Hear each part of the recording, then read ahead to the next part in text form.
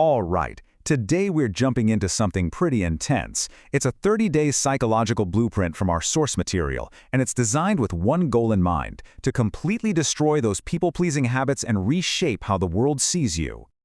Wow, okay. That quote really sets the tone, doesn't it? The source kicks off with this really provocative idea. If you're the person who's constantly bending over backwards for everyone, you're basically playing a rigged game, one that's designed to keep you at the bottom. The whole point here is that it's time for a complete system override. So, what's the actual problem we're talking about here? Well, the source material frames it as the nice guy syndrome, and they see it as this psychological trap where being nice is really just a defense mechanism, a way to dodge conflict. But what's really happening? You're just handing all your power over to other people.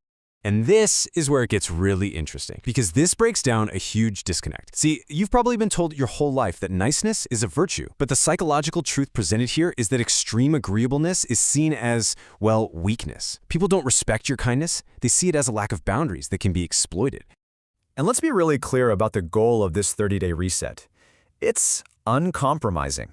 This is not about being a little more assertive. No, it's about a fundamental identity shift from compliance to command.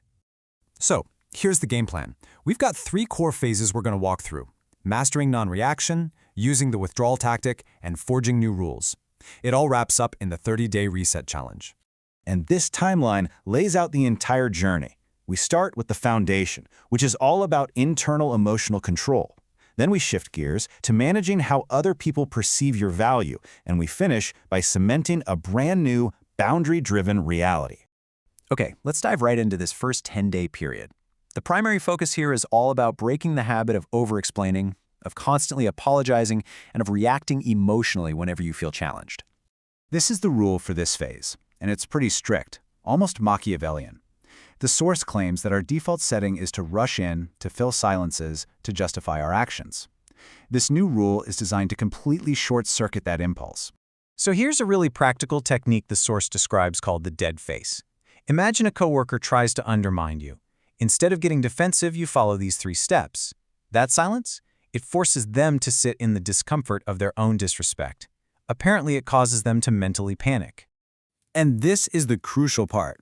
By not reacting, you're not being passive. You are actively demonstrating that they have zero power over your emotional state.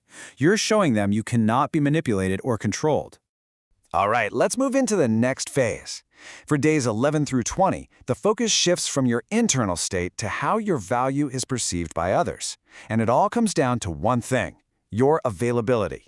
The idea here is that the reason people might take you for granted is because you're always there. The power of withdrawal is about flipping that script. It's that classic principle that scarcity increases perceived worth. This dating example illustrates the tactic perfectly.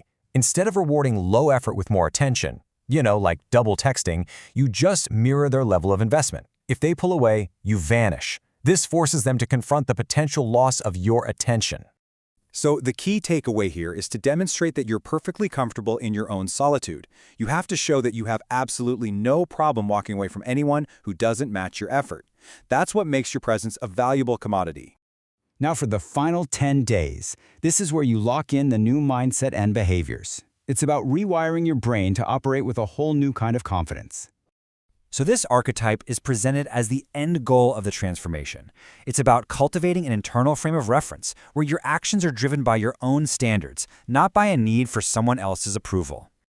During this final stretch, you have to actively enforce these new boundaries. For instance, if a friend makes a joke at your expense, instead of just laughing along, you don't smile. You calmly ask them to explain it.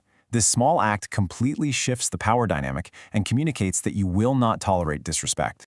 And this slide illustrates the ultimate mental shift perfectly. You move from being a reactive target, the prey, to a calm, detached observer who cannot be played. The source even claims that manipulative people will actually start to actively avoid you.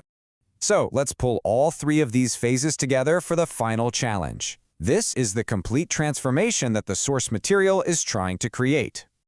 This slide really summarizes the entire arc.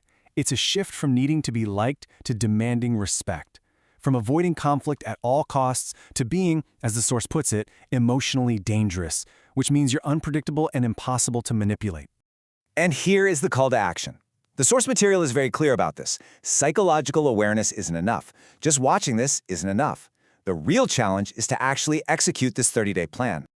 And that really brings us to the central question this whole blueprint forces us to consider. The source material presents a pretty clear, if ruthless, answer. What you decide to take away from it, well, that's the crucial part.